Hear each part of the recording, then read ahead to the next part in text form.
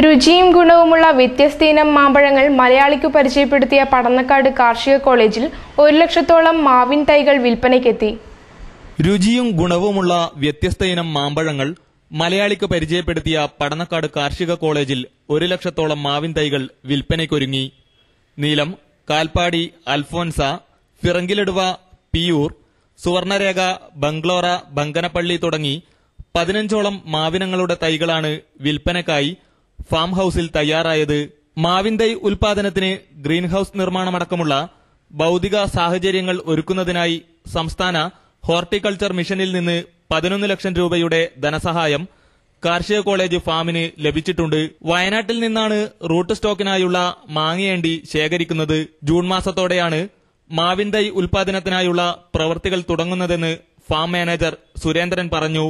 കഴിഞ്ഞ വർഷം 50,000 തൈകൾ ഉൽപ്പാദിപ്പിച്ച ഫാം മാവിൻ തൈക്കുള്ള വൻ ഡിമാൻഡ് കണക്കിലെടുത്ത് ഇത്തവണ ഉൽപാദനം 1 ലക്ഷമാക്കി ഉയർത്തുകയായിരുന്നു. 35 രൂപയാണ് മാവിൻ തൈയുടെ വില. കാർഷിക കോളേജിന്റെ പ്രത്യേക ഇനമായ ഫിറങ്കിലിടുവയ്ക്ക് വില 45 ആണ്. മൊത്തം 30 ലക്ഷം രൂപയാണ് കഴിഞ്ഞ വർഷത്തെ വിറ്റുവരവ്. മാവിനങ്ങളുടെ പരിപാലനത്തിന് കാർഷിക സർവകലാശാല വൈസ് ചാൻസലറുടെ പ്രശംസാപത്രം സ്ഥാപനത്തിന് ലഭിച്ചിട്ടുണ്ട്. എറണാകുളം, തിരുവനന്തപുരം, തൃശൂർ, കോഴിക്കോട് ജില്ലകളിലേക്കാണ് ഫാമിൽ നിന്നുള്ള മാവിൻ തൈകൾ വിൽപ്പനയ്ക്കായി കൊണ്ടുപോകുന്നത്.